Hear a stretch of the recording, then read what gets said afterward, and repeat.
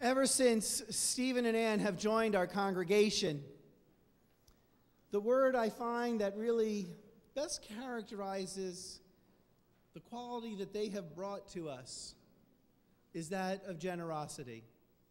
They have been generous with their time and their participation in congregational life, be it minion, be it classes, be it on committees.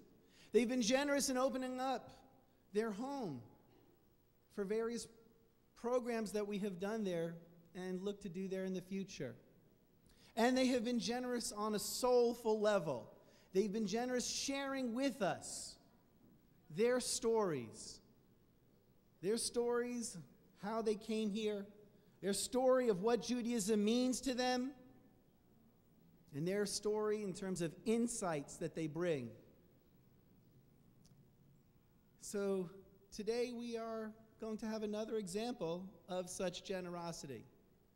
I have enjoyed and gotten a tremendous kick out of watching Stephen Tobolowsky on the silver screen in movies, on television shows. I've enjoyed listening to him recently with the Tobolowsky Files on NPR, where you catch not only his generosity, but his insight and his humor as well.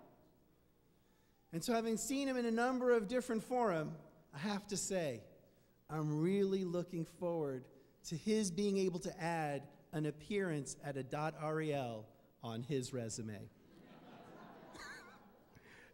And for us to be honored to be able to share the bima with him this morning.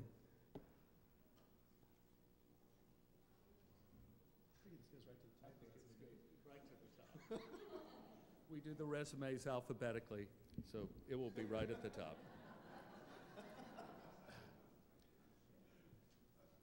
Shabbat Shalom. The other night I was watching television, the Food Channel, which is my favorite.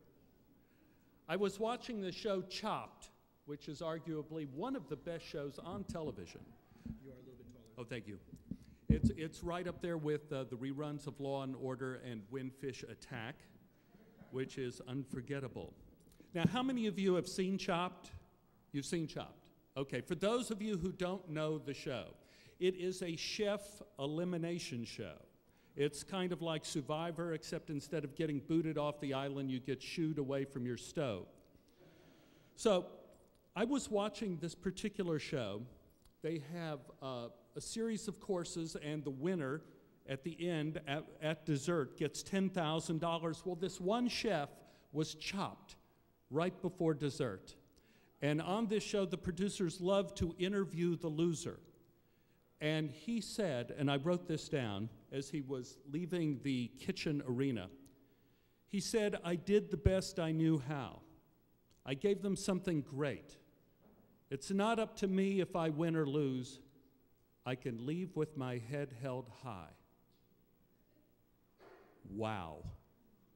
From the lips of this incredibly tattooed pastry chef came the aspirations of all mankind, the aspirations and the dilemma to do something great, to do the best we know how, and to leave with our heads held high.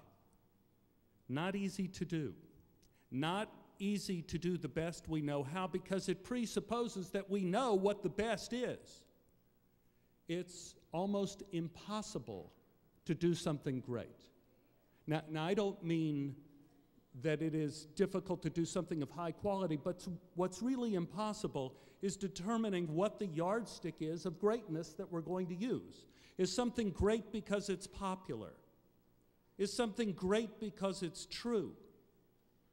Or is something great because it possesses beauty? When I look at the Parashat Vayishlach, it is very difficult to understand its greatness, because to the modern eye, it's a very messy piece of work.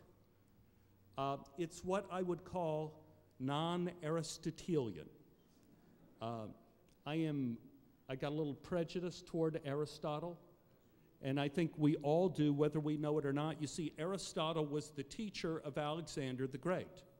And everywhere that Alexander the Great conquered, carried the ideas of Aristotle. And later, when the Romans conquered those lands, they carried the ideas of Aristotle throughout the Roman Empire, and so the ideas of Aristotle extended from Britain all the way to Africa. And then in the Middle Ages, according to Jewish tradition, our great philosopher Rambam, Maimonides, was a great advocate of Aristotle, and he believed that every portion in the Torah could be understood and analyzed with Aristotelian reasoning. And these ideas of Aristotle have come over. They're inculcated into our DNA just as surely as driving on the right side of the road, with all due respect to Rabbi Silver. I mean, we can't all get it right. But one of the great gifts Aristotle gave us was the structure for a story. He said every story has to have a beginning, middle, and an end, and that all the parts of the story have to work together as a cohesive whole. Well, Vayishlach doesn't work that way. Instead, we have a troubling series of events, one after another. First, we have the confrontation of Jacob and Esau, adversaries from birth. And then from out of nowhere, Jacob wrestles with a mysterious stranger. And then this conflict between Jacob and Esau almost miraculously is resolved. Jacob arrives in Canaan only to have his daughter Dinah kidnapped and brutalized by the son of a local lord. The sons of Jacob weave a plan of deception to get their sister back, and by modern standards exact a very disturbing retribution. And did I mention that there are very important deaths in Vayishlach, all sort of stuck in there and clumped together without any literary fanfare. We have the death of Rachel, of Rebekah, and Isaac. And then seemingly, before we can shed a tear for a patriarch, Jacob's son violates his father's bed. And then the story of Jacob seems to be dropped in favor of the very dense, seemingly superfluous listing of the lineage of Esau and the Edomite kings. So, if we were to apply Aristotelian reasoning to Vayishlach, to all of this, if we were to take a page out of Maimonides' book, is there a thread that connects all of these disparate events together? I think there's several, but I'm only going to talk about one of them. The apparent connection between all of these stories is it seems that no one in this book has one identity. The most obvious is Jacob, who after fighting with the perhaps real, perhaps spiritual stranger, his name has changed to Israel. But less prominently are Esau's wives. They're all given another name, but with a difference. Whereas Jacob is renamed Israel, which means fighter with God, which, if you ask me, is a very courageous, very noble name. According to Rashi, the great medieval commentator, Esau's wives are renamed for the deceptions they represent. Adat was named Basamath because she was an idolater who burned basamine to her god.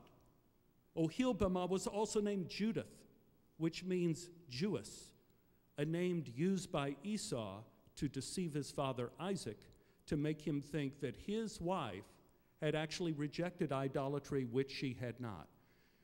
Poor Isaac, it seems everybody is trying to deceive him. But it's a nasty duplicity of names that adds weight to a family tree of Esau that includes incest and adultery. So I ask, is it possible that we all have two names? The one we're born with and the one we become, or the one we hope to become. And if that's true, perhaps the second name, and not the first, is our God-given name. Judaism has always had a very interesting relationship between our intent and our actions. If you happen to be a millionaire and an egomaniac, and you want to give all your money to a children's hospital just so you can have your name on the front of it, Judaism says more power to you. Our religion will not condemn a good action even though it has impure motives. But the birth of our second name comes purely from our intentions.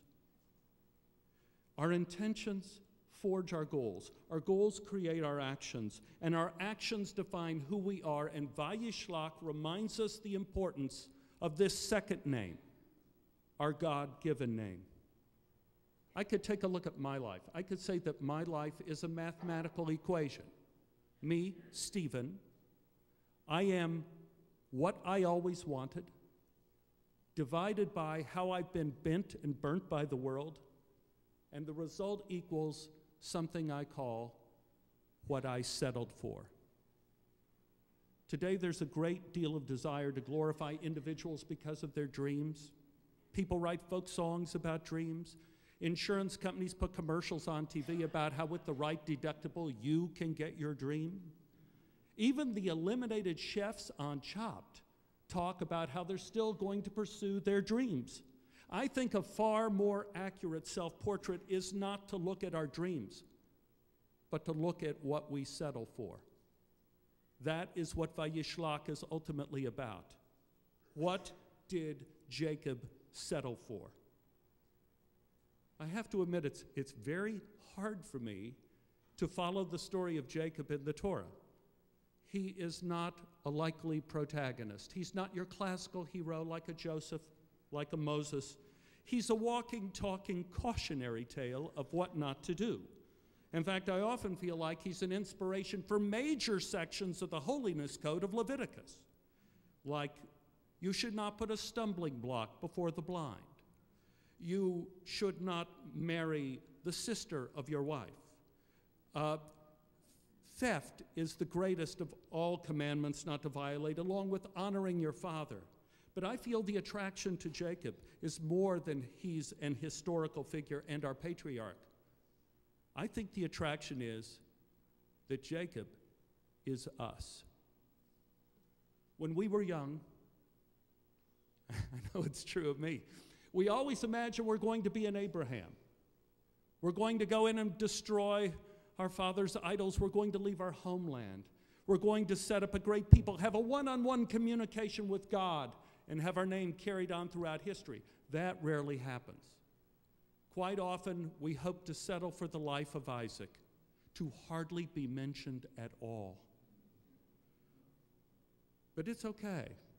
Isaac lived to be, 180 years old? He was married to one woman, a monogamist as well as a monotheist. That's very rare in the Torah. He acquired great wealth. He had a life of peace and honor. There have been, he had macular degeneration, problem children, I know. But still, there were many times in my life I would have prayed to have the life of Isaac. But then comes Jacob, a portrait of trouble and despair. As soon as he leaves one crisis, he falls into another, never to see his beloved mother again after the deception of Isaac and receiving Esau's blessing. Living a life fearing retribution from his warrior brother, enduring the rape of his daughter, who Ramban, Nachmanides, suggests that after she was rescued, she left Jacob to live and die in isolation in Egypt.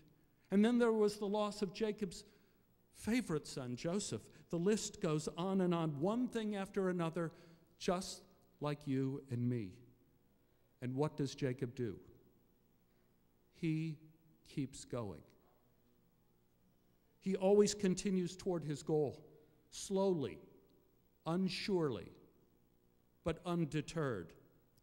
And what goal holds such power that it could keep him on track through such terrible calamities in his life? Not money, because he certainly had a lot of wealth. That didn't help him at all. He was moved by one thing, the desire to fulfill a single promise, the promise he made to his father when he received his blessing, to be close to God. It was never easy. It never made him happy in the short term, but it made him great. The most moving moment to me in this parashat comes very undramatically chapter 35, verse 20, when Jacob's wife Rachel dies on the road in childbirth. Now, you have to remember, this is the woman he worked 14 years under Laban for the right to wed. When the Torah describes her death, they only describe it in a few lines, but with the rare use of his God-given name. This is what the Torah says. Thus Rachel died and was buried on the road to Ephrath, which is Bethlehem. Jacob set up a monument over her grave. It is the monument of Rachel's grave until today. Israel journeyed on. Jacob continued, despite his great loss. And one of his first acts after Rachel's death was to rename his son as he himself was renamed. In her death, Rachel calls their son Ben-Oni, the son of my sorrow.